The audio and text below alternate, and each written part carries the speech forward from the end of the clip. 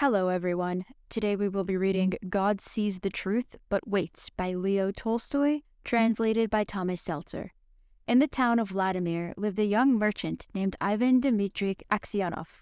He had 2 shops and a house of his own. Aksionov was a handsome, fair-haired, curly-headed fellow, full of fun and very fond of singing. When quite a young man, he had been given to drink and was riotous when he had had too much, but after getting married, he gave up drinking, except now and then. One summer, Aksionov was going to the Nizhny Fair, and as he bade goodbye to his family, his wife said to him, "Ivan Dmitryich, do not start today. I have had a bad dream about you." Aksionov laughed and said, "You are afraid that when I get to the fair I shall go on a spree." His wife replied, "I do not know what I am afraid of. All I know is that I had a bad dream. I dreamt you returned from town, and when you took off your cap, I saw your hair was quite gray." Aksionov laughed. "That's a lucky sign," said he. "See if I don't sell out all my goods and bring you some presents from the fair." So he said goodbye to his family and drove away. When he had traveled halfway, he met a merchant whom he knew, and they put up at the same inn for the night. They had some tea together and then went to bed in adjoining rooms. It was not Aksionov's habit to sleep late, and wishing to travel while it was still cool, he aroused his driver before dawn and told him to put in the horses. Then he made his way across to the landlord of the inn, who lived in a cottage at the back, paid his bill, and continued his journey. When he had gone about 25 miles, he stopped for the horses to be fed. Aksionov rested a while in the passage of the inn. Then he stepped out into the porch and, ordering a samovar to be heated, he got out his guitar and began to play. Suddenly, a troika drove up with tinkling bells and an official alighted, followed by 2 soldiers. He came to Aksionov and began to question him, asking him who he was and whence he came. Aksionov answered him fully and said, "Won't you have some tea with me?" But the official went on cross-questioning him and asked him, "Where did you spend last night? Were you alone or with a fellow merchant? Did you see the other merchant this morning? Why did you leave the inn before dawn?" Aksionov wondered why he was asked all these questions, but he described all that had happened, and then added, "Why do you cross-question me as if I were a thief or a robber? I am traveling on business of my own, and there is no need to question me." Then the official, calling the soldiers, said, "I am the police officer of this district, and I question you because the merchant with whom you spent last night has been found with his throat cut.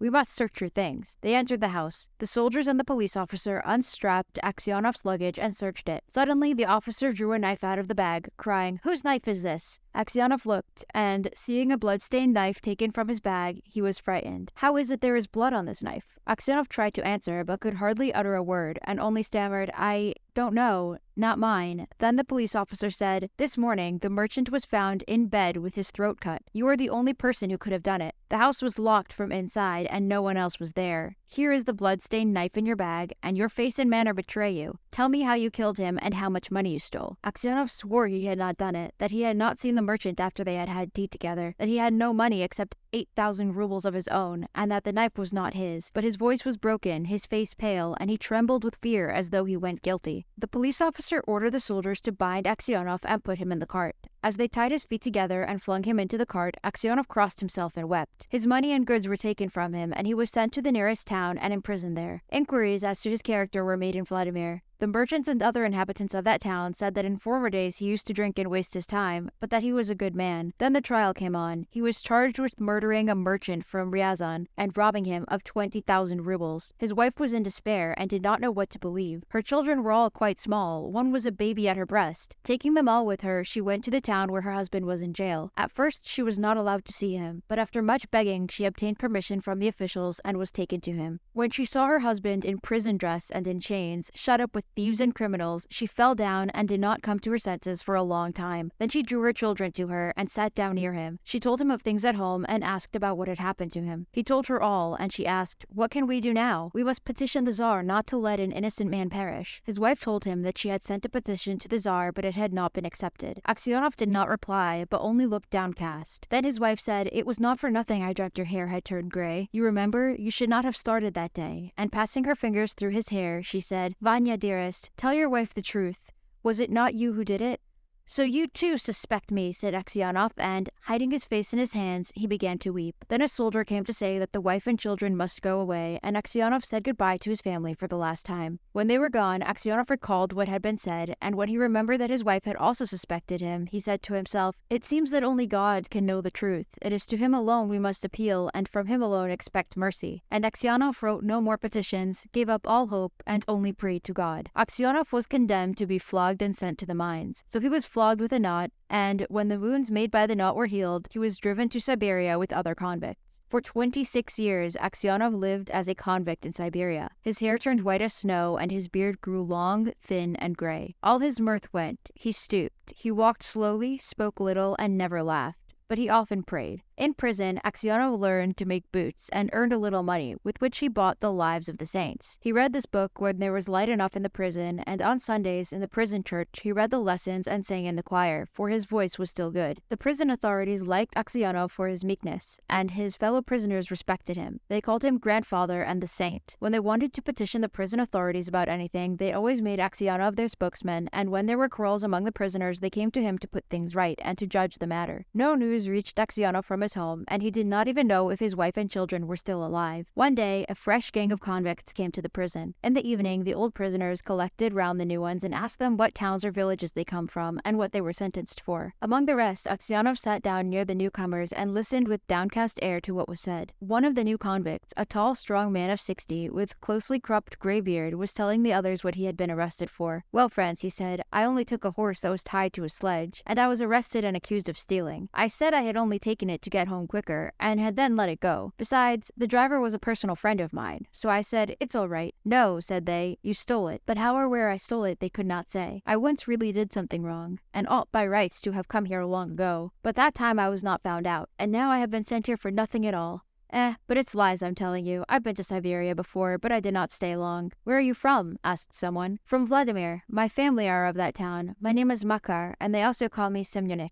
Aksionov raised his head and said, "Tell me, Semyonik, do you know anything of the merchants Aksionov from Vladimir? Are they still alive?" "Know them? Of course I do. The Aksionovs are rich, although their father is in Siberia, a sinner like ourselves, it seems. As for you, Granddad, how did you come here?" Aksionov did not like to speak of his misfortune. He only sighed and said, "For my sins I have been in prison these 26 years." "What sins?" asked Makar Semyonik. But Aksionov only said, Well, I must have deserved it." He would have said no more, but his companions told the newcomers of how Aksionov came to be in Siberia, how someone had killed a merchant and had put the knife among Aksionov's things, and Aksionov had been unjustly condemned. When Makar Semyonik heard this, he looked at Aksionov, slapped his own knee, and exclaimed, "Well, this is wonderful, really wonderful, but how old you've grown, Granddad." The others asked him why he was so surprised, and where he had seen Aksionov before, but Makar Semyonik did not reply. He only said, "It's wonderful that we should meet here, lads." These words made Aksionov wonder whether this man knew who had killed the merchant, and so he said, "Perhaps, Semyonik, you have heard of that affair, or perhaps you've seen me before?" "How could I help hearing? The world's full of rumors, but it's a long time ago, and I've forgotten what I heard." "Perhaps you heard who killed the merchant?" asked Aksionov. Makar Semyonik laughed and replied, "It must have been him in whose bag the knife was found. If someone else hid the knife there, he's not a thief till he's caught, as the saying is. How could anyone put a knife into your bag while it was under your head? It would surely have woke you up." When Aksionov heard these words, he felt sure this was the man who had killed the merchant. He rose and went away. All that night, Aksionov lay awake. He felt terribly unhappy, and all sorts of images rose in his mind. There was the image of his wife as she was when he parted from her to go to the fair. He saw her as if she were present. Her face and her eyes rose before him. He heard her speak and laugh.